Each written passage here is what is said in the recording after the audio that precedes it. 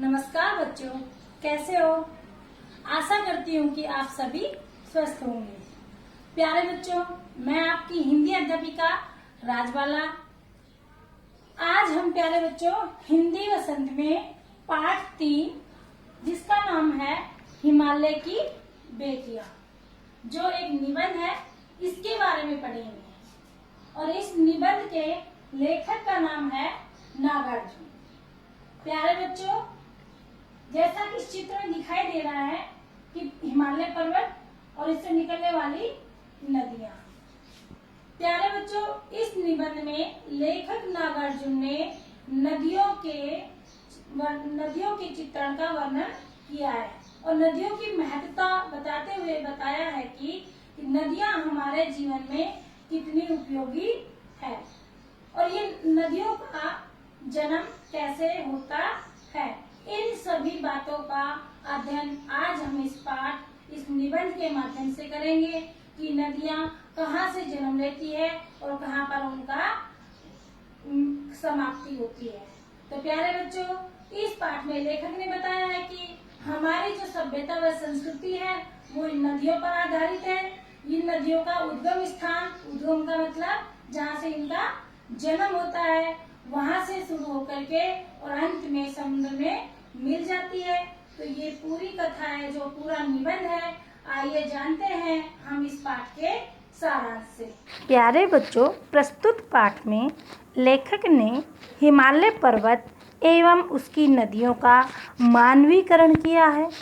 लेखक कहते हैं कि जब तक उन्होंने नदियों को उनके उद्गम स्थान अर्थात पहाड़ों पर नहीं देखा था, तब वे उनको किसी सुसंस्कृत यानी कि सभ्य महिला की तरह शांत व गंभीर लगती थी तथा जब वे उनके जल में स्नान करते तो उन्हें अपनी माँ, दादी या मामी की गोद जैसा सुख प्राप्त होता था। पर जब वे हिमालय पर्वत पर घूमे तो उन्हें वहाँ नदियों का अलग ही रूप देखने को मिला। किसको बच्चों? लेखक को। इन नदियों की धारा उन्हें बहुत पतली तथा वेग से बहता, उछलती, कूदती दिखी। वे हैरान हो गए कि इन नदियों का उल्लास मैदान में जाकर कहाँ गायब हो गया। प्यारे बच्चों, जब वो पहाड़ों पर थी तो उछलती थी, कूदती थी, लेकिन जब वो समतल मैदानों में आ जाती है तो उनकी चंचलता कम हो जाती है। इन नदियों की चंचल लीलाओं को लेखक ने बाल लीला का नाम दिया है, जो ये बाल लीलाएं पहाड़ों पर ही दर्शाती हैं। उन्होंने बर्फीली पहाड़ियों, घाटियों, पर्वतों के ऊपर का समतल भाग, इन सभी नदियों का लीला स्थल बताया है तथा देवदार, सरो, चिनार, केल के वनों को वह स्थान बताया है जहाँ ये अपने उद्गम को याद करती होगी। उद्गम होता है जहाँ पर इनका जन्म हुआ होगा। वे अर्थात लेखक कहते हैं कि जिस प्रकार एक पिता अपनी पुत्री के लिए चिंतित रहता है, उसी प्रकार हिमालय भी अपनी बेटियों अर्थात नदियों के लिए चिंतित रहता होगा, पर वह इस चिंता को कभी व्यक्त नहीं करता क्योंकि वह सदा मौन रहता है। अगले भाग में लेखक ने बताया है कि इन नदियों का निर्माणकर्ता यानी कि बनाने वाला, उनको जन्म देने वाला और कोई नहीं, स्वयं हिमालय पर्वत ही है, जिसके हिमकणों यानी कि बर्फ के कणों से, टुकड़ों से हिमकणों ने पिघलकर जल का रूप ले लिया है। प्यारे बच्चों, इन बेटियों को लेखक ने नदी व महानदों का रूप प्रदान किया है।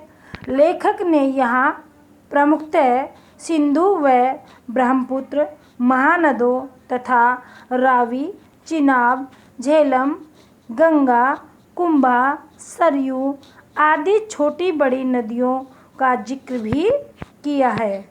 वे विस्मय से कहते हैं, हैरान होकर कहते हैं कि जिन्होंने नदियों को मैदानों में देखा है वे इनके इस बाल रूप की कल्पना भी नहीं कर सकते जो ये पहाड़ों पर दिखाती है। प्यारे बच्चों, वे समुद्र के भाग्य की सराहना जिसे इन श्रेष्ठ नदियों का हाथ थामने का सौभाग्य प्राप्त हुआ है, क्योंकि बच्चों हिमालय पर्वत से निकलकर नदियां अंत में समुद्र में जाकर मिल जाती है। तो लेखक कहते हैं कि वे बेझिझक हो, यानी कि निसंकोच हिमालय को नदियों का पिता होने के नाते समुद्र का ससुर व समुद्र को हिमालय का दामाद कहते हैं। लेखक ने बताया है कि प्राचीन काल से ही मानवीकरण की यह प्रथा चली आ रही है, जो यहाँ पर लेखक ने भी की है।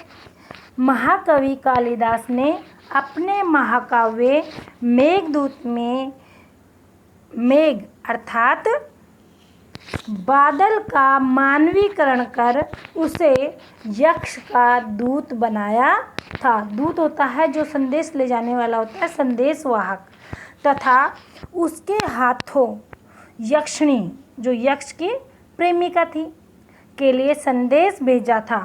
उन्होंने बादल से वेतवा नदी को अपने प्रेम का प्रतिदान देने की बात कही थी। लेखक कहते हैं कि महाकवि कालिदास को भी ये नदियाँ सजीव मानव के रूप में शायद ज़्यादा अच्छी लगती थी। वे अर्थात लेखक जी कहते हैं कि कालिदास ही क्या बल्कि कोई भी यदि इन नदियों को पहाड़ों में बहता हुआ देख ले तो वह भी उन्हें कभी निर्जीव नहीं कह पाएगा, अर्थात उसे चेतन रूप ही देगा, अर्थात उसे सजीव ही कहेगा। अंत में उन्होंने काका कालेल करके मतानुसार यानी कि उनके अनुसार नदियों को लोक माता बताया है। प्यारे बच्चों, जिस तरीके से माँ अपने बच्चे का पालन पोषण भरण पोषण करती है, उसी प्रकार नदियाँ भी जहाँ पर जाती है सभी का पालन पोषण करती है, किंतु साथ ही वे इन्हें बेटी, प्रेयसी तथा बहन का रूप भी देना चाहते हैं, जैसा कि अनेक अन्य कवियों ने भी दिया है।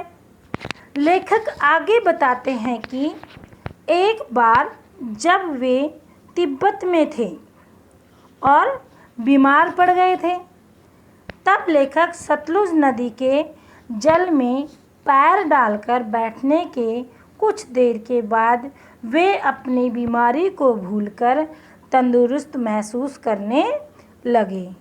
अर्थात जो बीमार थे तो वो नदी के किनारे गए और सतलुज नदी के जल में पैर डालकर बैठ गए। थोड़ी देर उसे या अर्थात लेखक को ताजगी महसूस होने लगी, तबीयत कुछ सुधार हुआ और खुश होकर गाने लगी। अब वो खुश हो गई क्योंकि उसकी जो बीमारी थी वो थोड़ी हल्की हो गई थी, वो ताजगी महसूस करने लगे थे और गाने लगे कि हे सतलुज बहन, तुम्हारी जय हो, तुम्हारी लीला अद्भुत है, तुम्हारे शीतल जल के स्पर्श से ही मेरा मन खुश हो गया है और खुमारी अर्थात मेरी जो थकान थी वो दूर हो गई है। मैं तुम्हारे आगे नतमस्तक हूँ, सतलुज बहन तुम्हारी जय हो। अंत में लेखक ने सतलुज की जय का नारा भी दिया है और उसके सामने नतमस्तक भी हुआ है। आशा करती हूँ कि प्यारे बच्चों यह पाठ हिमालय की बेटियाँ आपको अच्छे से समझ में आया होगा। प्यारे बच्चों, हम फिर मिलेंगे नई वीडियो में नए पाठ के साथ। धन्यवाद।